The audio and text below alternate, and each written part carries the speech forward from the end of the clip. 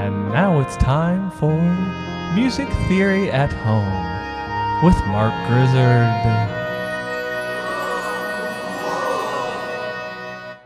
1920.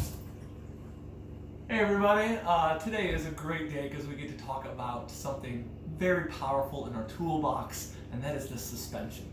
Suspension is another kind of non-chord tone.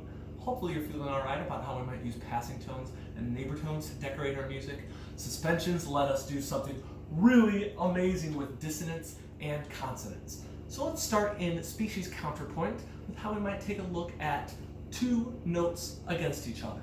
In this example here, we see a C and a C going to a G and a B. Of course, we have the tools to put some vertical intervals in between here, right? And recognize that C to C would be an 8, and G to B would be a 3. We could easily throw that in between the staves and recognize 8 moving to 3. Now, if I was to hold this soprano voice a little longer than the bass, you can recognize that the interval created is a 4, and then eventually a 3. 4 is a dissonant interval, so what we see on the screen here would not be allowed in first or second species counterpoint because we want consonant intervals only.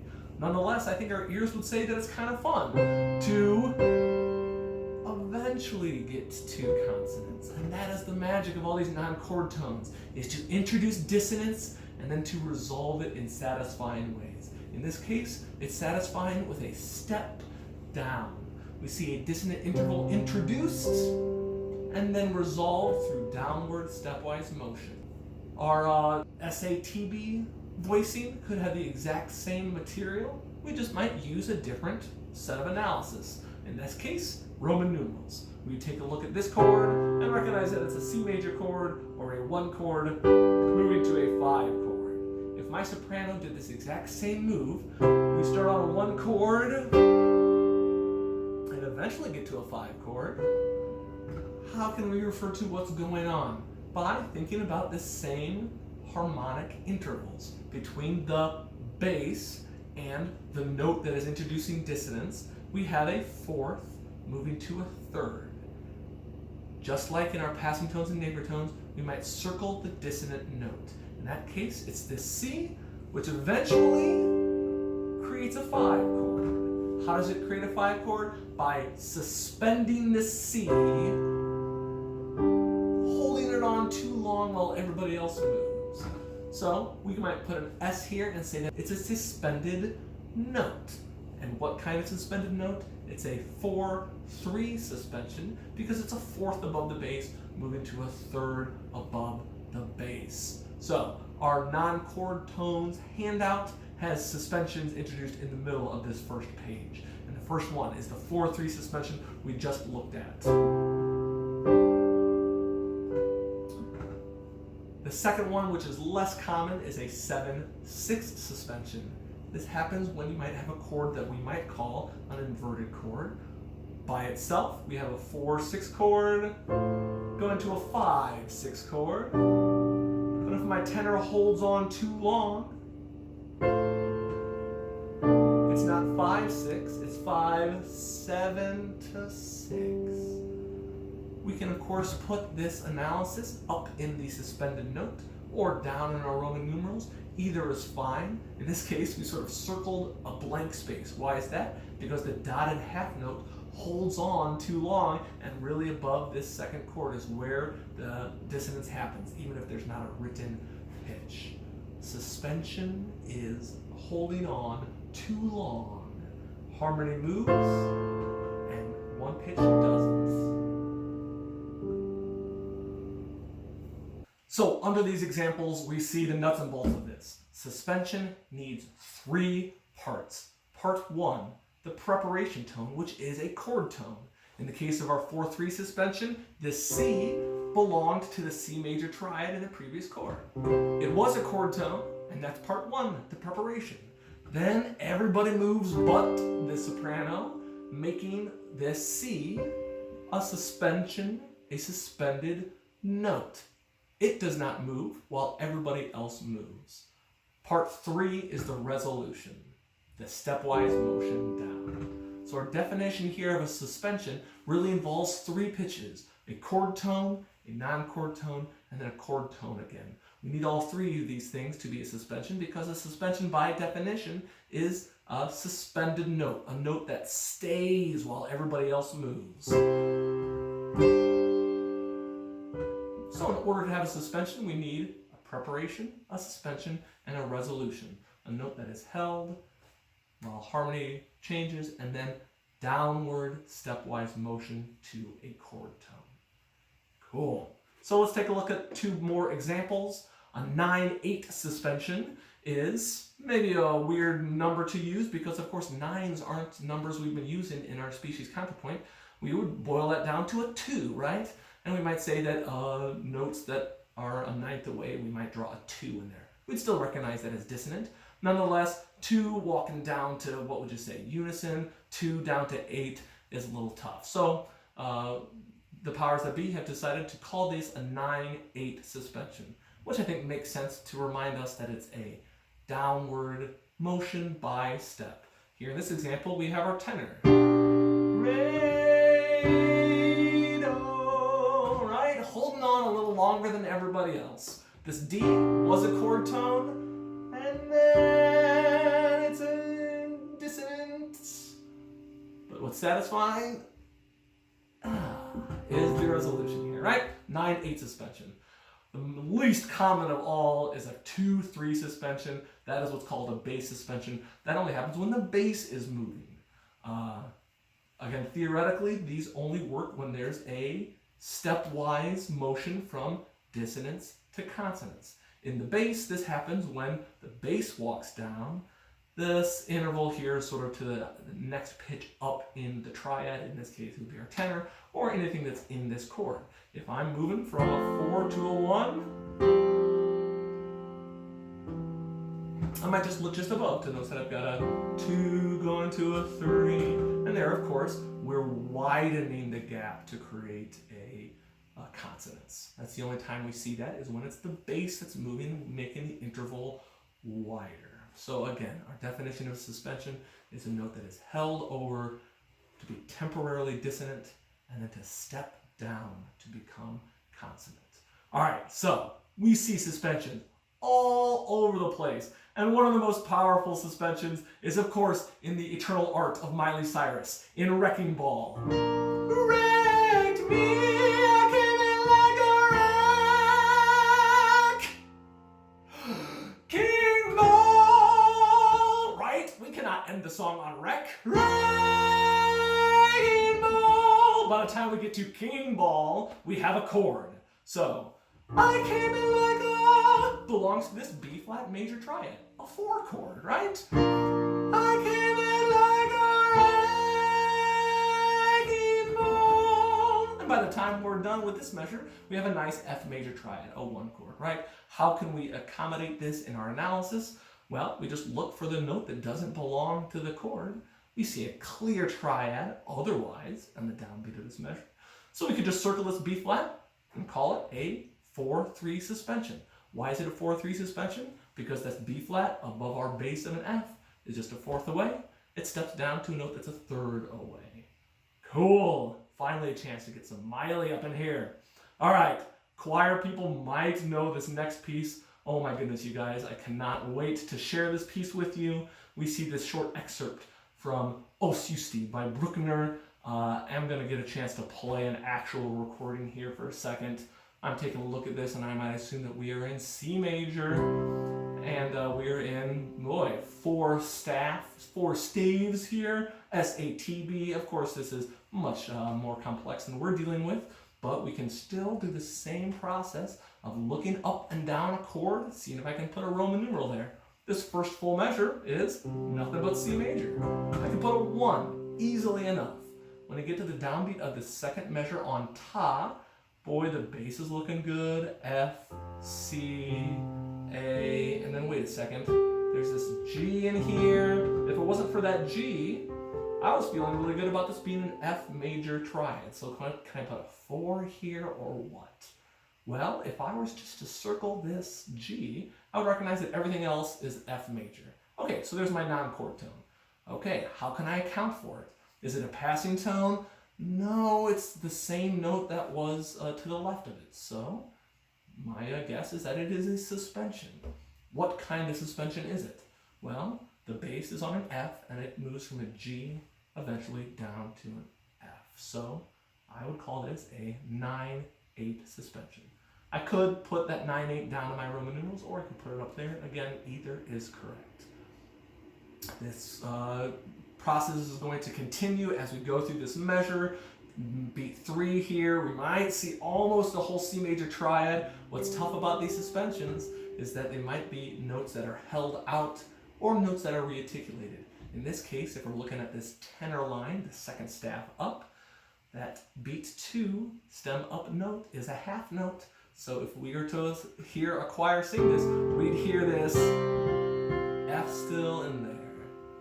Straight up wrecking ball. Somebody stole from somebody. Why is this? It's a 4/3 suspension. I'm going to play the original here.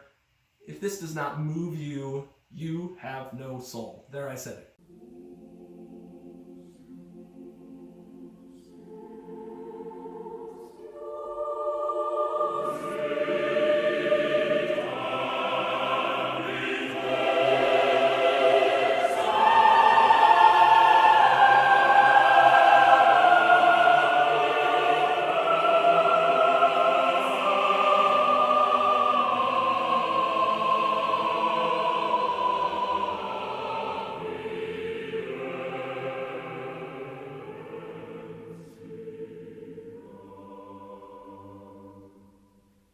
I'll play another recording here for the brass players.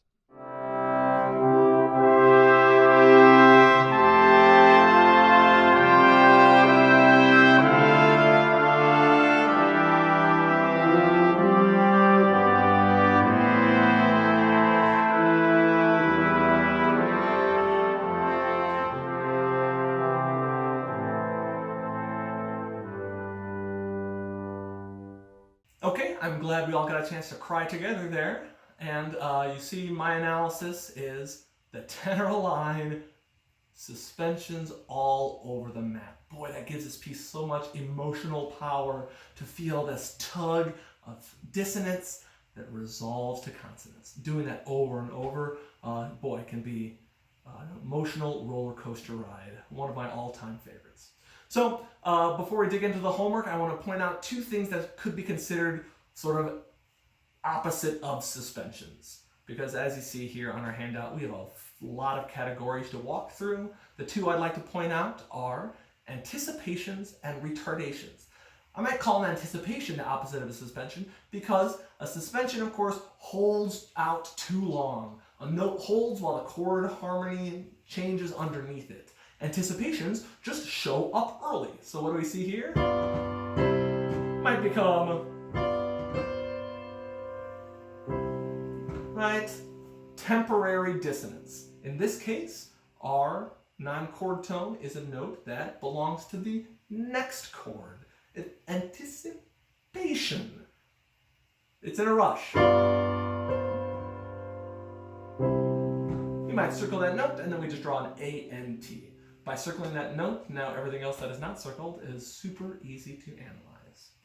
All right, another category of non-chord tones that is sort of opposite of suspension is retardations. These are almost like a suspension. It looks a lot like a suspension. What is the difference here? Becomes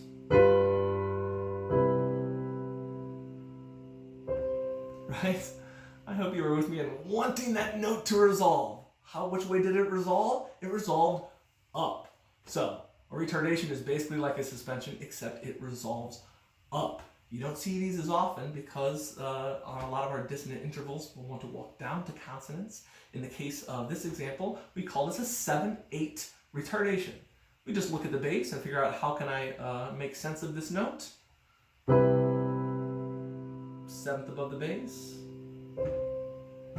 to an octave above the bass. So anticipations and retardations are in the same camp as suspensions. They sort of have these 3 steps: chord tone, non-chord tone, and another chord tone. All right, let's take a look at the homework. Okay, we're looking at 16.2, and we're going to start with part 2, part writing. We see a similar sort of SATB assignment here where Roman numerals are given to us, but now we are asked to create passing tones, neighbor tones, and a suspension. A couple of things I want to point out really quickly. We're in 3/4 time, and so I'm assuming these Roman numerals are, this is a half note, quarter note, quarter note, etc. They start us off with a soprano line that in a D minor chord obviously includes a little neighbor tone right up here, right? Then they stop with an eighth note there, which is a pretty annoying beaming because if we're going to keep going, we're going to want to beam those beats together. So for starters, I just want to look at the Roman numerals and figure out a 4 chord. It's probably going to be a G. I'm going to choose this octave. Of course, there are going to be lots of right answers. Then I want to think about smooth voice leading. Well, my alto might want to end up on a G. Maybe my tenor. That tenor's already crazy high. Come on, guys. And might go down there. Now I need a complete triad. I think I want to end there. Okay, I've got a good start for a G minor triad. And that looks like a nice room to throw in a passing tone. So, boy, that's kind of annoying. Nonetheless, we got a neighbor tone and a passing tone already going. So I'll let you loose to do the rest of this, and of course, if you have a slightly different measure 1, I'm okay with that. Here at the end, we see this 5/8/7, and I want to point this out to you because you might already be kind of thinking that a lot of numbers have been thrown at you. 9/8 suspensions, 4/3 suspensions, a 7/8 retardation. What is this going to be then? Well, the logic is the same. That means there's a note that's going from an 8 above the bass to a 7 above the bass. This is an introduction to something that is new, but the book's going to be using it for a while. And that's not a non-chord tone going to a chord tone because an 8 is consonant. It is going to be a chord tone above this bass. And by moving from an 8 above the bass to a 7 above the bass, hold the phone, we're actually adding a 7th above the bass, basically turning a triad into a 7th chord. So if I'm going to be in D minor, my 5 is of course going to be an A, and I might build this up. Of course, there might be lots of voicings for this. Oh boy, we're in minor, so I'm going to raise my leading tone. Here is my 5 chord. A 5/8/7 means that I have a chord tone that starts an 8th above the bass and moves to a 7th above the bass. Is this a suspension? No. Is this really a non-chord tone in any way? No, not really. This is kind of a little no man's land where you might be tempted to call this a passing tone, but somebody could really rope this into the Roman numerals. So when we see this moving forward, it's kind of like a 5 going to a 5/7. But the logic is the same. An 8th above the bass going to a 7th above the bass. It's a way to introduce the chordal 7th. So here's what I've got so far at the beginning. Neighbor tone, passing tone. Then I threw that in, and I'm at least going to throw in a cool suspension. You can do whatever you want to do here, but here at the end I've got